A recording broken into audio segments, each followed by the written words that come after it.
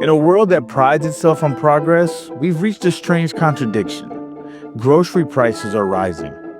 Rent is unaffordable. Wages have barely moved.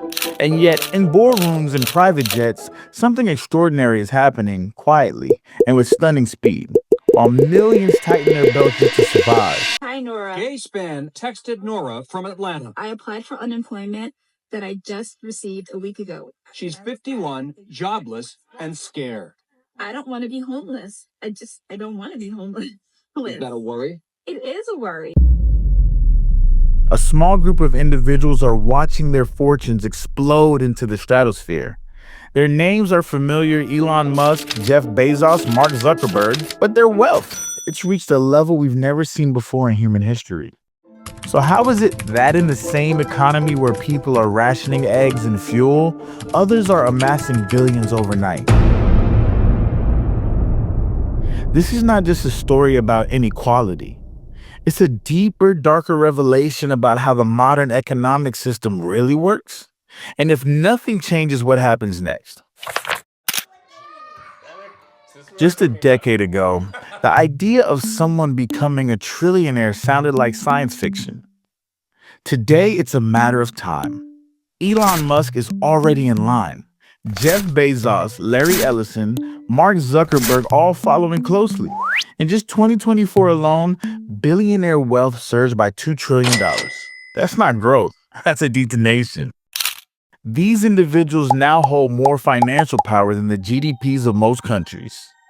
Yet, for the rest of us, those living paycheck to paycheck, struggling with rent, medical bills, or the cost of childcare, daily life feels increasingly impossible.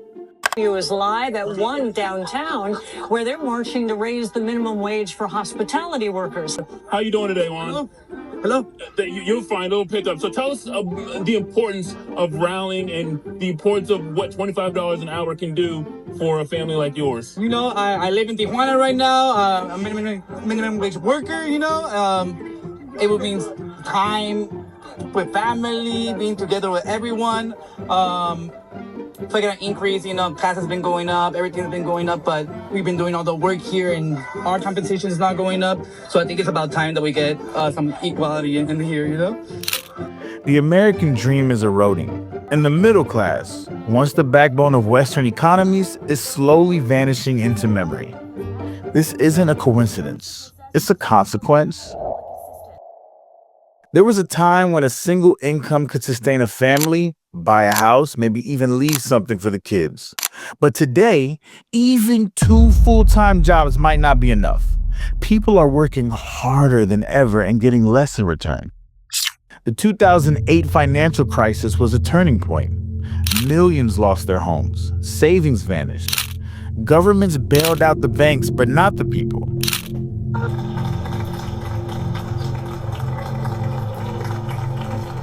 Down 1.7% here, a loss of 37 points or so. Apple shares are just getting hammered this morning. We're down by between 3 and 4.5% generally across these markets. Let's talk about the speed with which we are watching this market deteriorate. We're red everywhere, essentially, down by 4-5%. We're down over 16%. Dow at the same time has fallen about 18%.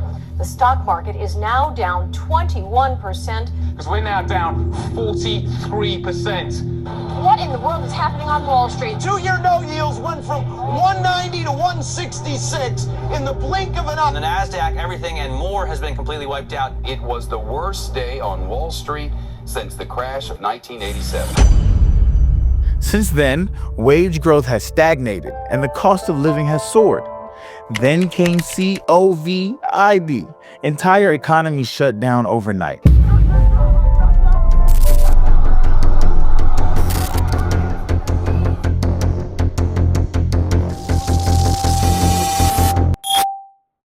To stay afloat, governments flooded markets with money. But the aftershock, inflation, and once again, the everyday person paid the price. While families struggle to pay for groceries, a select few have never been richer. Most people earn money by working. Billionaires earn money by doing something far more powerful: owning, through a strategy known as buy, Borrow, die. The ultra-wealthy accumulate untaxed wealth in ways that seem almost invisible to the rest of us. Why is debt tax-free? I don't know. Because that's how money is created. And so the banks love it. They love people borrow lots of money. So how do I get rich? I borrow money. And I buy assets with it. They buy appreciating assets like stocks or real estate and never sell them. Instead, they borrow money using those assets as collateral. Because loans aren't taxed, they live luxuriously without ever triggering a taxable event. Then, when they die, their heirs inherit the assets with no tax on the gains thanks to clever trusts and loopholes. It's legal. It's hidden in plain sight. And it's the reason why the richest Americans now pay less tax than the working class. When governments print money to stimulate the economy, the results aren't equal. This is the Cantillon effect, an 18th century concept with chilling modern implications. Those who receive the new money first, banks, corporations, the wealthy get to use it before prices rise. They invest it.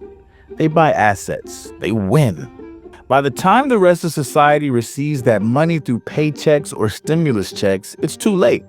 Prices have already gone up. The value of that cash is already eroded.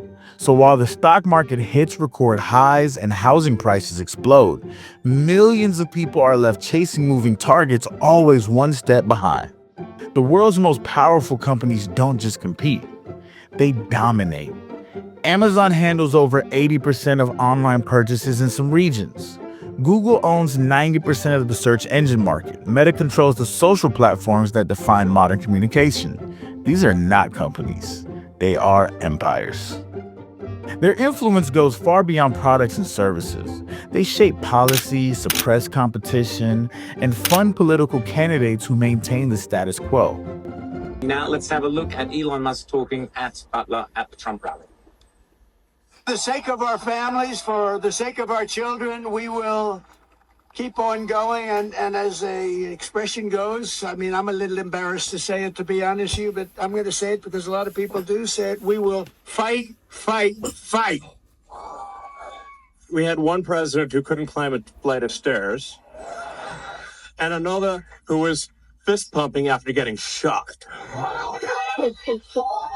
Fight, fight, fight. Blood coming down the face. Fantastic. Elon Musk, brilliant, James. Oh, well, I mean, you just look at that, and Elon Musk has been such a stalwart warrior here for free speech and his purchase of X. Let's not forget that if he hadn't done that, the whole political debate around the world, in Australia, elsewhere, all sorts of stuff that we were told was misinformation, and you can't say that, and the virus came from a lab, all that stuff is now possible again because of Musk. In this new world, wealth isn't just about money, it's about power, and the power to protect that wealth from ever being challenged. Taxing the rich sounds simple, but the moment it's proposed, an army of lawyers, lobbyists, and media voices rush to defend the castle. Close one loophole, and another opens. Push too hard, and billionaires can simply move their wealth and themselves offshore. Are billionaires getting a good deal here in Miami? I'm changing the subject completely, I know. We see a lot of guys, Jeff Bezos coming into town, Ken Griffin paying these exorbitant prices.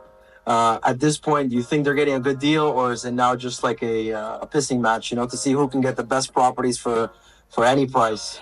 It's interesting because you have Jeff Bezos. I think Jeff Bezos lived in Miami at some point. I think he went to school here. Yeah. You have Tom Brady moving here. You have a lot of these tech titans coming to Miami.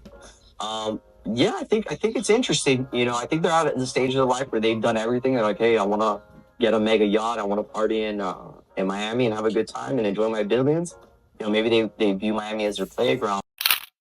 Economists propose progressive taxation, minimum wage hikes, ending corporate stock buybacks, cracking down on offshore havens. But without public pressure, these changes will never come. The system will continue to reward the few while the many struggle to survive. As one financial insider said, if you really want to change things, it won't happen from the top down. It has to come from the bottom up. We're living in a time of extremes, unprecedented innovation, unprecedented inequality, the tools to create abundance for all, and the systems that concentrated in the hands of a few.